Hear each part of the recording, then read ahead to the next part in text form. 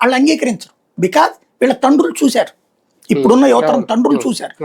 అలాగే వ్యాపారాలలో అణచివేత, పారిశ్రామిక వ్యవస్థలో వీళ్ళని తొక్కివేయబడటం లాంటివి ఏ వ్యవస్థలోనైనా సరే, కాంట్రాక్ట్లా ఇట్లాంటివన్నీ కూడా తమని ఎదగనీయకుండా చూస్తున్నారు. ఎందుకంటే వీళ్ళు ఫైటర్స్ ఎప్పుడూ కూడా కష్టపడే తత్వం ఉన్నటువంటి వాళ్ళు కష్టపడే తత్వం ఉన్నారు. వాళ్ళు ఫస్ట్ తమని తాము డెవలప్ చేసుకుని ఆ తర్వాత మిగతా వాళ్ళకి ఛాన్స్ ఇద్దాం అనుకుంటారు.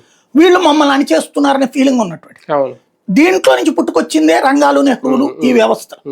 ఇది సుదీర్ఘకాలం పాటు సాగినటువంటి వాతావరణం.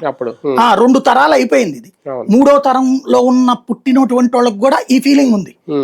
ఇప్పుడు దాన్ని నువ్వు లేదురా మారని మీరందరూ కూడా అసలు అదేది రాజశేఖర రెడ్డి చంపించేశాడు రంగాని అని ఒక ప్రచారాన్ని తేవాలంటే ఆషామాషి కుదురుద్దా? అంటే ఆ 2 తరాలు ఆధిపత్య పోరాటమే చేసే ఒక రకంగా. ఇప్పుడు మీరు ఇంకా ఆధిపత్యం మనకు వద్దు, ఆ పోరాటం వద్దు, రెడ్డి ద్వేషులుగా లేదంటే కమ్మ సామాజిక వర్గానికి అనుకూలంగా ఉందాం అంటే కమ్మ సామాజిక వర్గం యాక్సెప్ట్ చేద్దాం పవన్ కళ్యాణ్ గారు అనుకుంటే సరిపోతుంది. చేస్తారు కదా. ఇప్పుడు కమ్మ సామాజిక వర్గం పవన్ కళ్యాణ్ బాగా హీరోగానే చూస్తాం.